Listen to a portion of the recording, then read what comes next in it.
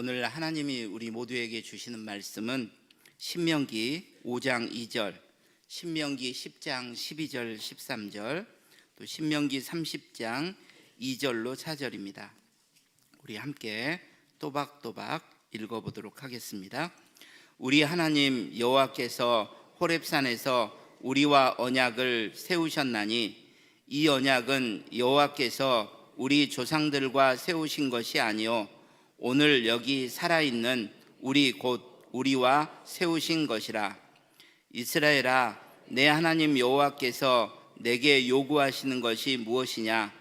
곧 내 하나님 여호와를 경외하여 그의 모든 도를 행하고 그를 사랑하며 마음을 다하고 뜻을 다하여 내 하나님 여호와를 섬기고 내가 오늘 내 행복을 위하여 내게 명하는 여호와의 명령과 규례를 지킬 것이 아니냐?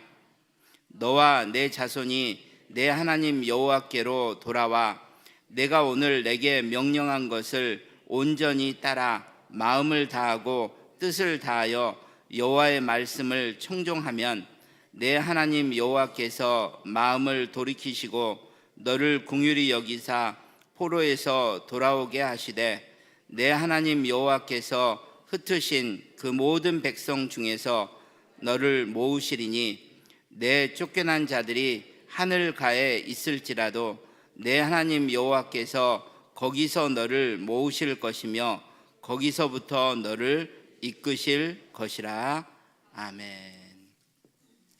40년간의 광야 생활이 이제 끝났습니다. 곧 가나안 땅에 들어가려고 하고 있죠.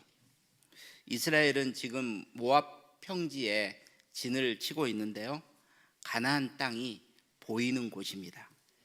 신명기는 그 모압 평지에서 일어났던 일들을 기록하고 있습니다. 40년 동안 출애굽 1세대는 모두 광야에서 죽었습니다. 여호수아와 갈렙을 제외하고 말입니다. 이제 출애굽 2세대가 가나안 땅에 들어가려고 진을 치고 있는 것입니다. 여러분, 출애굽 1세대와 2세대를 구분하실 수 있겠죠? 출애굽 당시에 20세 이상의 남자들, 그러니까 군인으로 싸울 수 있는 사람들이 출애굽 1세대이고요. 그런데 이들은 가데스 바네아에서 하나님을 신뢰하지 못해 가나안 땅에 결국 들어가지 못한 것입니다. 출애굽 2세대는 당연히 20세 미만의 남자들을 가리킵니다. 이제 이들이 가나안 땅에 들어가는 중심 세력이 된 거죠. 바로 이 출애굽 2세대와 하나님께서 새로운 언약을 맺으시는 것입니다.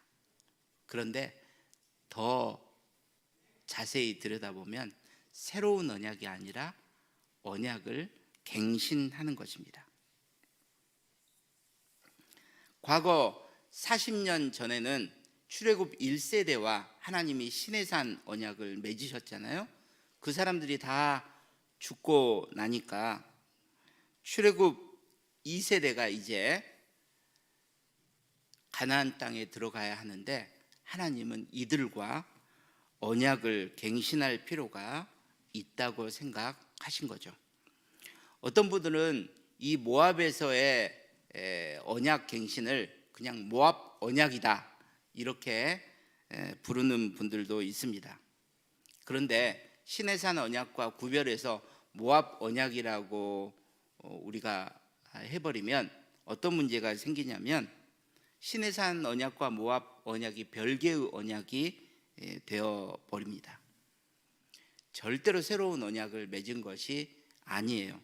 시내산 언약을 새로운 언약 당사자인 출애굽 2세대와 함께 갱신하신 것입니다.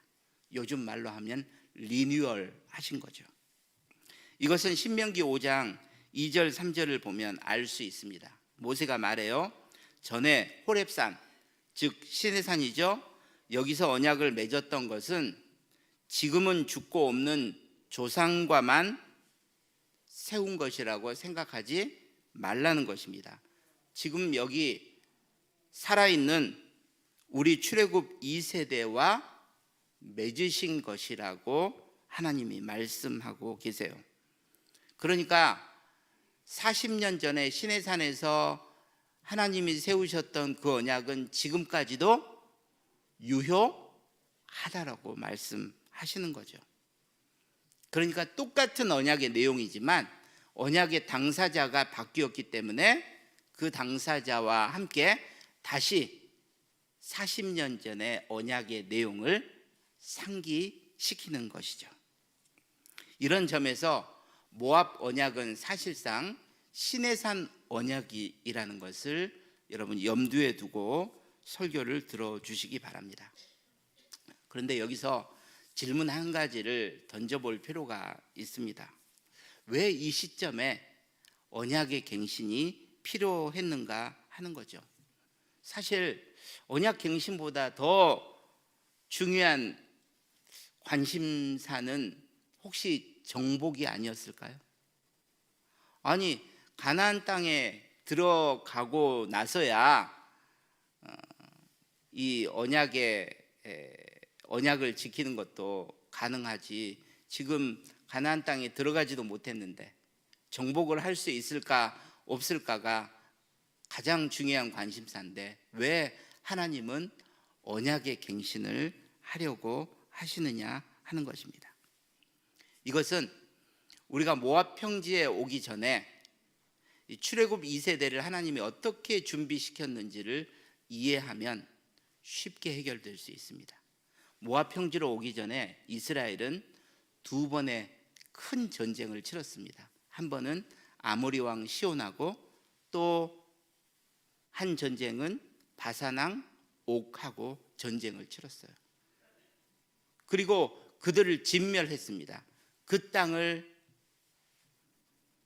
정복했습니다. 그래서 출애굽 1세대와는 달리 출애굽 2세대는 지금 가나안 정복에 대한 상당한 확신을 가지고 있는 것입니다. 하나님이 가나안 정복 전에 이 두 전쟁을 통해서 앞으로 수행하게 될 정복의 맛보기를 보여주신 거죠. 그러므로 하나님의 관심사는 이스라엘이 가나안 땅에 들어가느냐 마느냐가 아니었다는 것입니다. 하나님은 이미 가나안 땅에 들어간 것을 기정사실로 여기시고 그들이 가나안 땅에 들어가서도 여전히 하나님의 백성답게 살아갈 수 있을까를 하나님이 지금 생각하고 계시는 거죠. 이것이 시내산 언약을 다시 갱신하시는 배경이었습니다.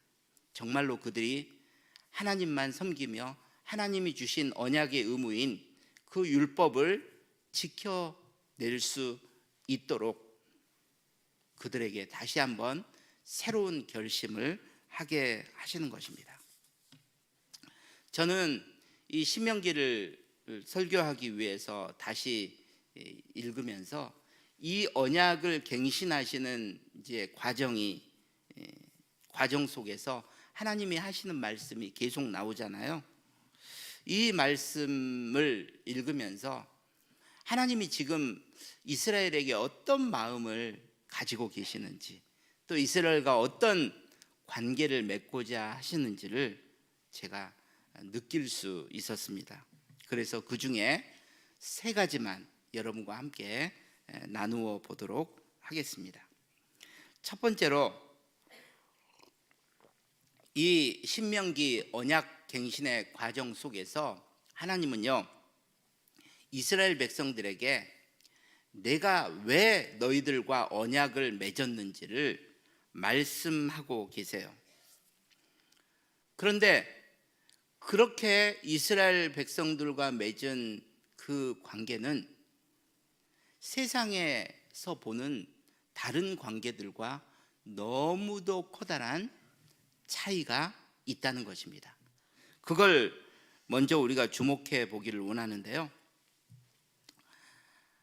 그 당시 중군동 지방에는요 유행했던 계약이 한 가지 있었습니다. 그게 뭐냐면 종주권 계약이라는 거예요.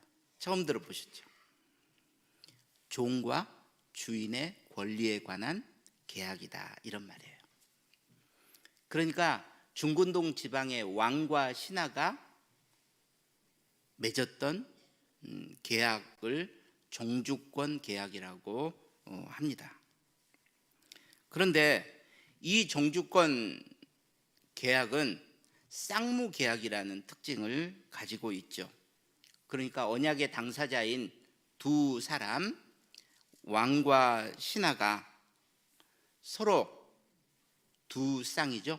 그 다음에 힘쓸무, 서로 언약에 대한 의무를 지기로 하고 그 의무를 져야만 유지가 되는 그런 계약을 맺은 것입니다. 한 사람이라도 언약의 의무를, 계약의 의무를 수행하지 않으면 이건 깨어지게 되어 있는 것입니다. 그런데 여기서 주목할 부분이 있습니다. 여러분, 이런 계약을요 신하가 저 사람하고, 저 사람을 왕으로 삼고 내가 신하가 되어서 맺어야겠다, 이렇게 생각하면요 왕이 될 당사자에게 잘 보여야겠죠. 굉장히 잘 보여야 합니다. 마음에 드는 행동을 해야 합니다. 요즘 말로 아부를 하는데 어느 정도로 아부를 하냐면 입에 혀처럼 굴어야 하는 거죠. 그래서 그 왕이 볼 때 내가 너하고 계약을 맺고 너의 왕이 돼도 내가 손해를 안 보겠구나, 너는 내 신하가 돼서 계속 이렇게 충성을 할 수 있을 것 같구나, 그러니 내가 너를 보호해 주마, 대신 너는 나에게 충성하거라, 이렇게 하면서 종주권 계약을 맺는 거죠. 여러분, 그런데 신의 산 언약은요 이런 쌍무 계약이 아니라 편무, 조각편, 치우쳤다는 말이죠. 한쪽만 의무를 지는 그런 계약이었다는 사실입니다. 왜냐하면 하나님이 일방적으로 이스라엘을 선택해서 맺으신 계약이었기 때문입니다. 그러니까 종주권 계약처럼 평소에 하나님께 이스라엘이 잘 보여가지고 하나님의 마음에 드는 구석이 있어서 하나님이 좋아, 내가 너와 계약을 맺고 너의 하나님이 되어주마, 이렇게 맺게 된 것이 아니라는 거죠. 이것은 7장 6절에서 8절을 보면 더 분명히 알 수 있습니다. 우리 함께 읽어보도록 하겠습니다. 너는 여호와 내 하나님의 성민이라. 지상 만민 중에서 너를 자기 기업의 백성으로 택하셨나니 너희를 기뻐하시고 너희를 택하심은 다른 민족보다 수요가 많기 때문이 아니니라. 너희는 오히려 모든 민족 중에 가장 적으니라.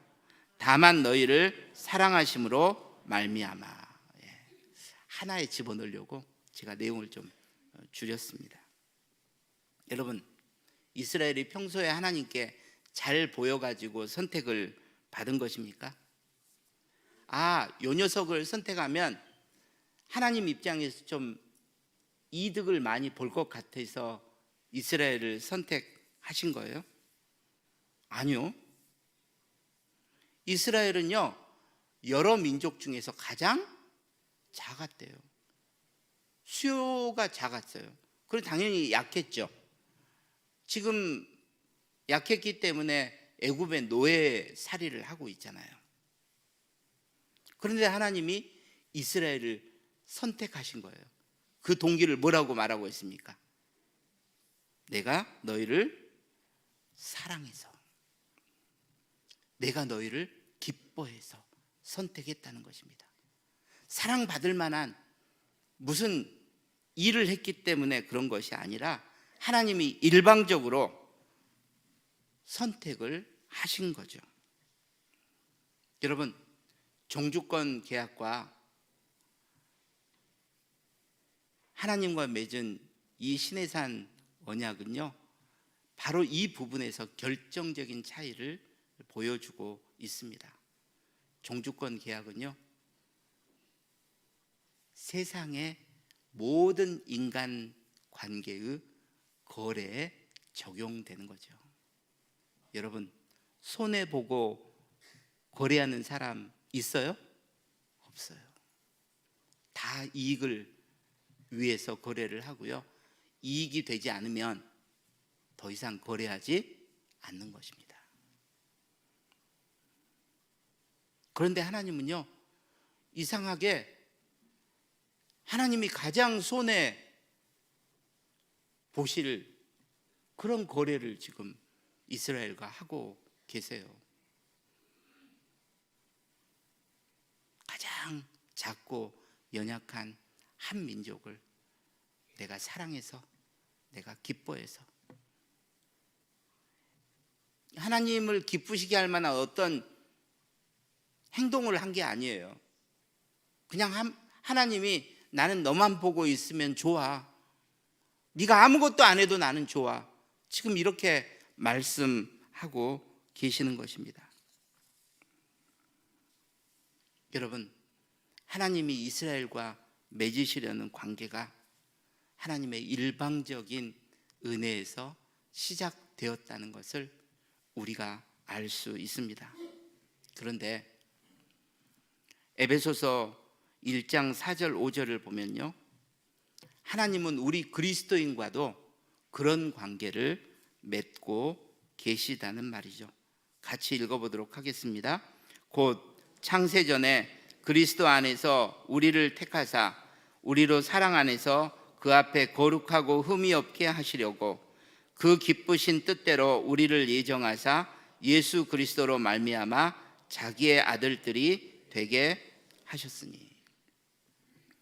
조금만 예민해지면요, 신명기에서 제가 강조했던 그 표현들이 바로 이 에베소서 1장 4절 5절에서 반복되고 있다는 것을 느끼실 것입니다. 하나님이 택하셨다, 하나님이 사랑 안에서 택하셨다, 하나님이 그 기쁘신 뜻대로 택하셨다. 조금 전에 제가 강조했던 것과 같죠. 사도 바울은요, 신명기 말씀을 생각하면서 지금 그 신명기의 표현을 사용해서 이렇게 기록하고 있는 것입니다. 사랑하는 여러분, 구약의 하나님이 그러하셨듯이 신약의 하나님은 우리를 일방적으로 사랑하셔서 그 기쁘신 뜻대로 우리를 선택하신 줄 믿습니다. 우리는 작아도, 우리는 연약해도 하나님은 그것을 상관하시지 않는다는 말입니다. 사랑하는 여러분, 세상에 있는 모든 거래는 종주권 계약처럼 이득을 보기 위해서 맺는 거래지만 하나님은 우리를 사랑하시기 위해서, 우리를 구원하시기 위해서 우리를 선택하셨다는 것을 잊지 않으시는 저와 여러분 되시기를 주님의 이름으로 축복합니다. 이것이 언약의 시작이고 출발점인 거죠. 두 번째로, 이 언약 갱신의 과정에서 하나님은요, 율법을 굉장히 강조하고 계시는데요, 그러면서 하나님이 하시는 말씀은 우리로 하여금 왜 우리가 율법을 지켜야 하는지를 생각하게 만들어 줍니다. 여러분은 왜 율법을 지켜야 한다고 생각을 하십니까? 왜 우리가 하나님 말씀대로 살아야 한다고 생각을 하세요?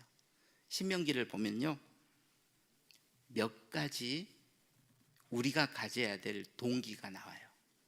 첫 번째로는요, 언약이라는 측면에서 보면 율법은 언약의 의무입니다. 이 의무를 지켜야 언약이 유지되는 거죠. 이 율법을 지키지 않으면 언약은 깨어지는 것입니다. 그러므로 왜 율법을 지켜야 하는가? 하나님과의 관계가 깨어지지 않기 위해서 지켜야 한다. 여러분, 이것이 신명기가 말하는 첫 번째 동기입니다. 왜 율법을 지켜야 하는지. 하나님과의 관계가 깨어지지 않도록. 언약의 의무니까. 그런데 11장 26절부터 28절을 보면 이것도 언약의 테두리 속에 있지만 하나님이 율법을 지켜야 될 동기를 또 한 가지 말씀하십니다. 왜 지켜야 하는가?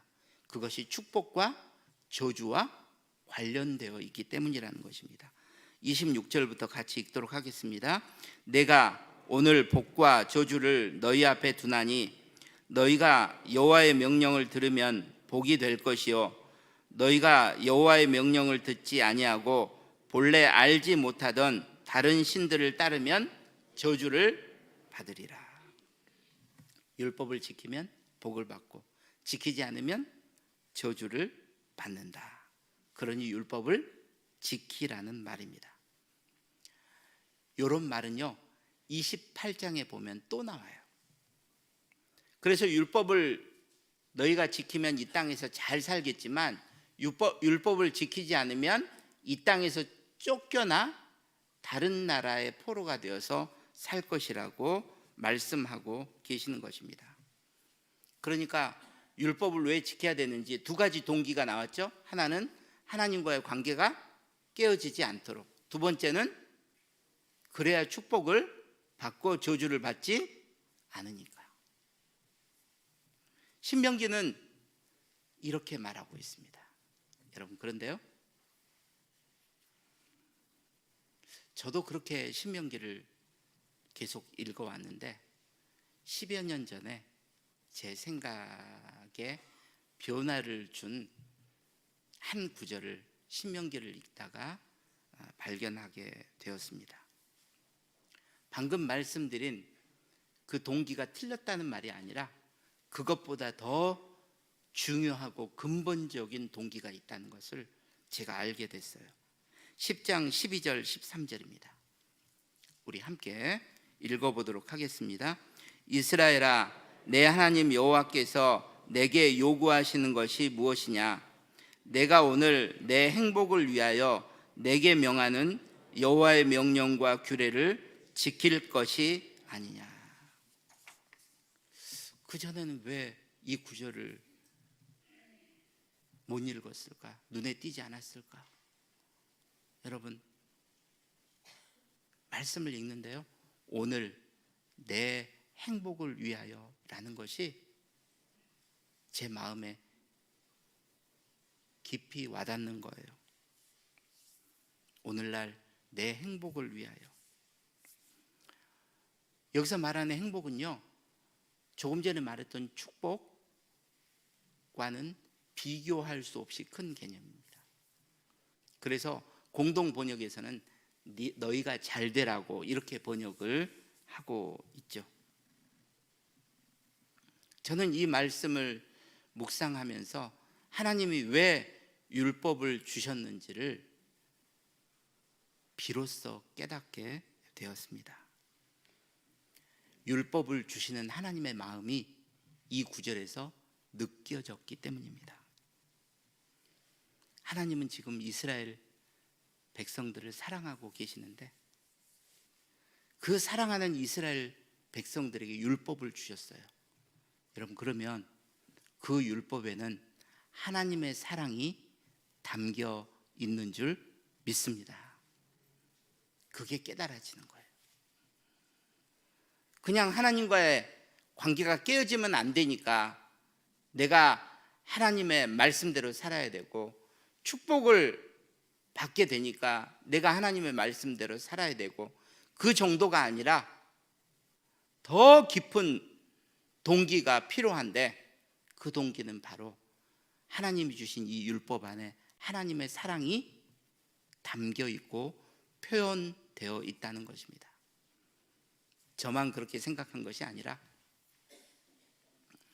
헨리 블랙캅이라는 목사님이 계시는데 그 목사님이 이렇게 표현하고 있습니다. 하나님을 경험하는 삶이라는 책에서 율법은 하나님의 사랑의 본질적인 표현이다.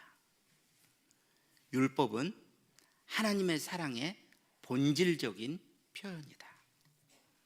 사랑하는 여러분, 율법 속에 담긴 하나님의 사랑을 알게 된다면 우리는 더 자발적으로 하나님의 말씀대로 살아가게 될 줄 믿습니다.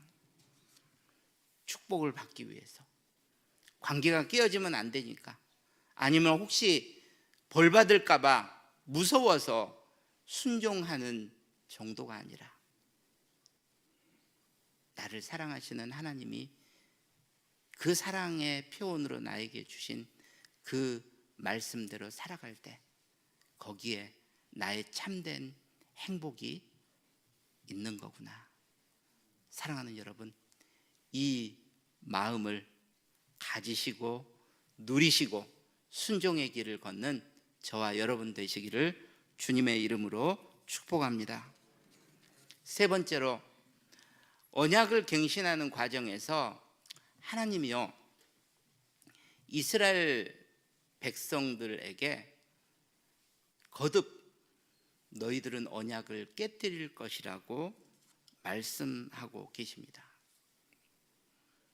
그런데 왜 이런 말씀을 하실까 제가 묵상을 하면서 하나님께서 너희들은 언약을 깨뜨려도 나는 절대로 너희와 맺은 이 언약을 깨뜨리지 않을 것이라고 말씀하고 계신다는 것을 제가 알게 되었습니다. 여러분, 신명기를 읽어보면요, 하나님이 이스라엘을 좀 좌절시키는 말씀을 자주 하세요. 신명기 4장 26절을 놓고 한번 생각을 해볼까요?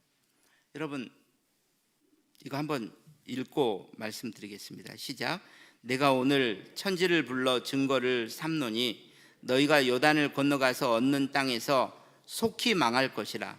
너희가 거기서 너희의 날이 길지 못하고 전멸될 것이니라.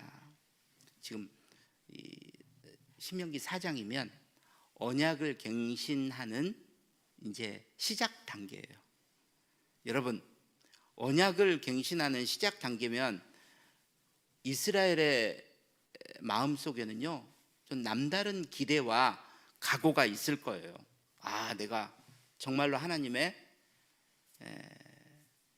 맺은 이 언약을 잘 지켜낼 것이다.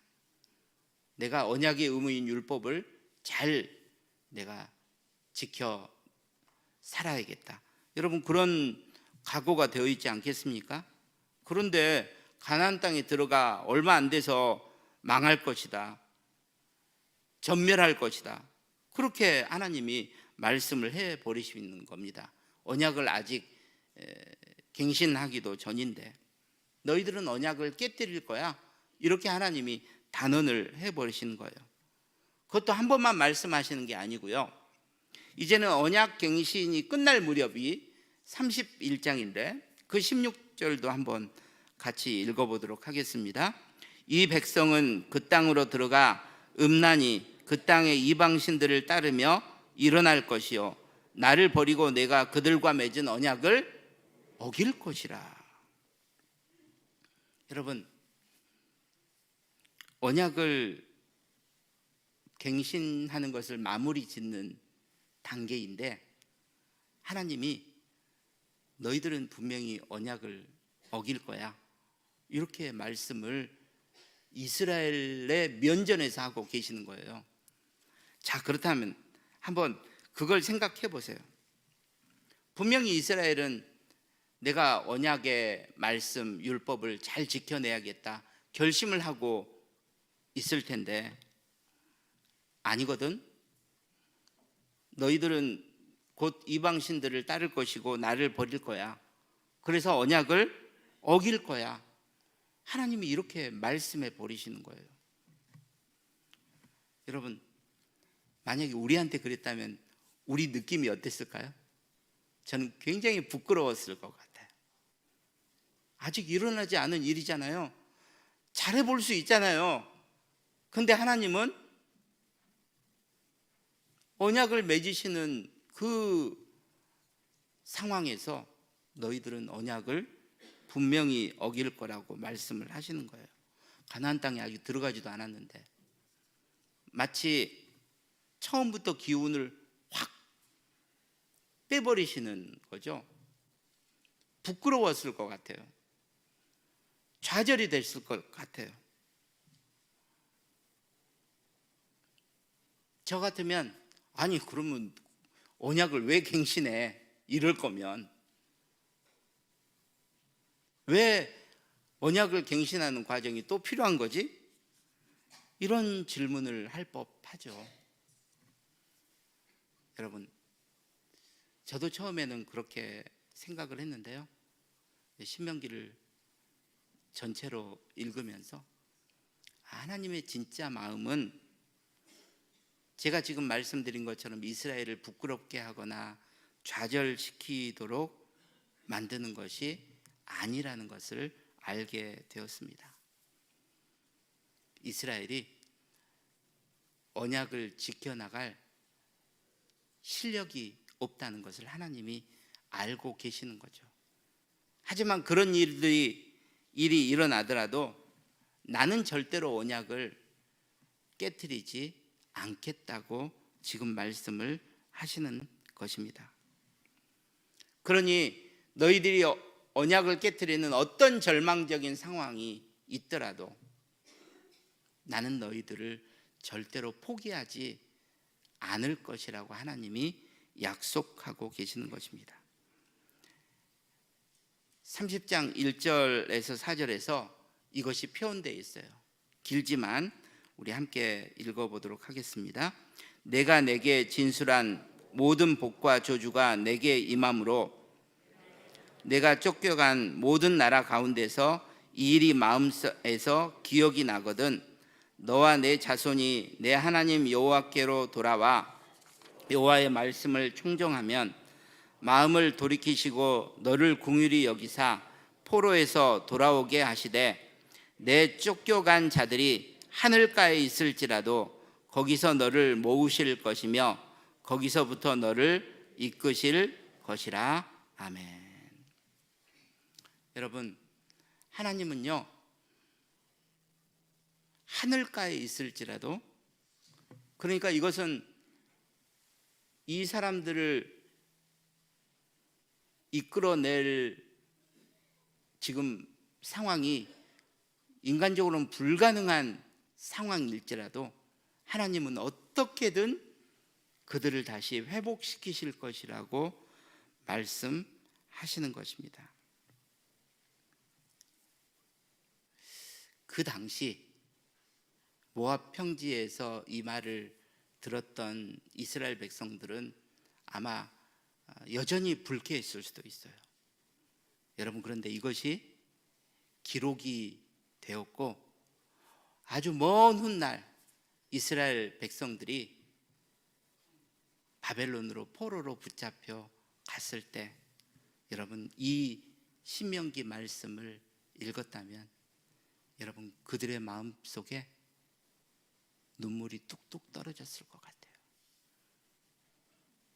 하나님이 우리를 완전히 버리신 것이 아니구나.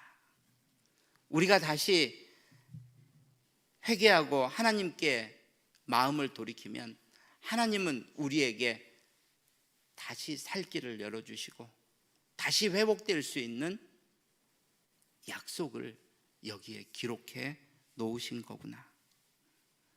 여러분, 신명기에 하나님이 이런 마음을 가진 하나님이라는 것입니다. 탕자를 기다리는 아버지와 같은, 손에 가락지를 끼우고 그리고 발에 신을 신기고 이 아들이 뉘우치고 돌아오면 가장 좋은 옷을 입혀주고 싶으신 그 마음, 하나님은 그 마음으로 이스라엘 백성들이 언약을 어기게 될 것을 말씀하고 계시는 거죠.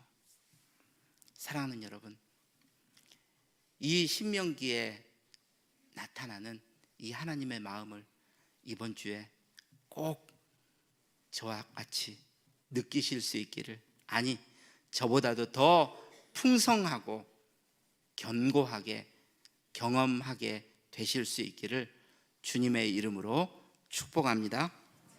기도하겠습니다.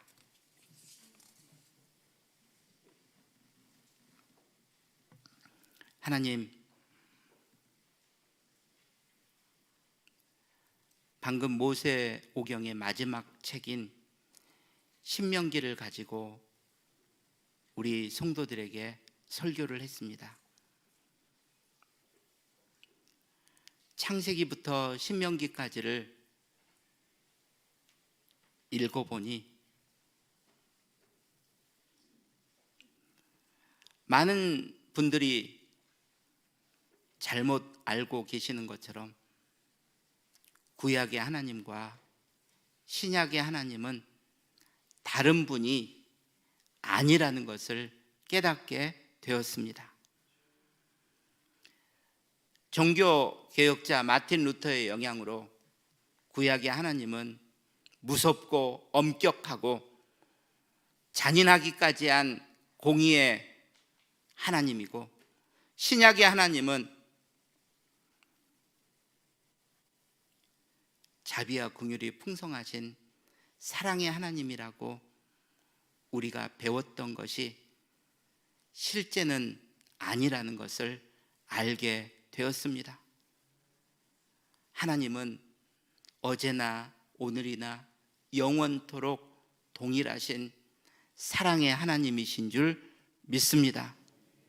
그 사랑 안에 우리가 살고 있다는 것, 주여, 이것이 우리가 어떤 절망스러운 상황 속에 있더라도 다시 일어설 수 있는 소망의 이유가 되게 하여 주시옵소서. 예수님 이름으로 기도하옵나이다. 아멘. 이 시간 우리 연약한 부분에 손을 얹고, 또 마음의 소원을 가지신 분들은 가슴에 손을 얹고 우리 함께 기도하도록 하겠습니다. 하나님,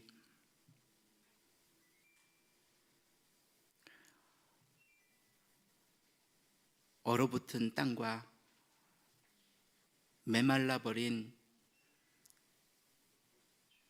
황무지에는 아무런 소망이 없는 것 같지만 우리가 그곳에서 살아계신 하나님을 찾고 구하면 하나님이 그곳에 임재하셔서 얼어붙고 메마른 그 땅이 생명의 땅으로 변화될 줄 믿습니다. 주여, 이 소망을 가지고 살아가는 우리 모두가 되게 하여 주시옵소서. 혹여 내 가정에는 더 이상 소망이 없어라고 좌절하는 분이 이곳에 있다면 모든 절망을 끊으시는 살아계신 하나님을 부르게 하여 주시옵소서. 아버지, 우리를 향한 주님의 마음을 신명기를 통해서 알게 되었습니다. 이 모든 관계의 시작이 우리의 어떠함 때문에 주님이 감동받으셔서가 아니라 주님이 우리를 일방적으로 사랑하신 것이라는 것을 깨닫게 되었습니다. 뿐만 아니라 우리는 주님과의 관계를 지켜갈 힘이 없지만 주님은 끝까지 우리를 버리시지 않고 포기하지 않으시는 줄 믿습니다. 상한 갈대를 꺾지 아니하시고 꺼져가는 심지도 끄지 아니하시는 주님의 사랑 안에서 이번 한 주 우리가 다시 일어서는 소망의 한 주가 되게 하여 주시옵소서. 이 시간 주님 앞에 간절히 기도하오니 우리 사랑하는 지체들이 손을 얹고 간구하고 기도하는 그 마음의 소원을 주여 꼭 응답하여 주시옵소서. 우리를 고치시고 우리를 싸매시고 우리를 강건케 하시고 우리를 온전케 하여 주시옵소서. 우리 사랑하는 지체들에게 새 몸을 입혀주셔서 새 마음으로 주님 기뻐하시는 새 길을 걷게 하여 주시옵소서. 아버지여, 아버지여, 이 시간 마음의 소원을 가지고 주님 앞에 간절히 구하는 지체들 있습니다. 주님, 우리의 삶 가운데 주님이 우리를 살리시고 우리를 고치시고 그리고 우리를 온전케 하사 우리의 모든 것이 하나님이 붙드시는 은혜와 평강으로 체험되게 하여 주시옵소서. 아직 대학 입시 결정이 나지 않는 지체들도 있습니다. 주여, 이번 주에 꼭 하나님으로부터 기쁜 소식을 들을 수 있도록 그들의 삶을 다스려 주시옵소서. 이 시간 드려진 예물 주님이 꼭 기뻐하여 주실 것을 믿사옵고 예수님 이름으로 기도하옵나이다. 아멘. 이제는 우리 주 예수 그리스도의 은혜와 우리 하나님 아버지의 극진하신 사랑하심과 성령님의 감동 감화 충만 교통 역사하심이 오늘도 주의 말씀 듣고 주님의 사랑 안에서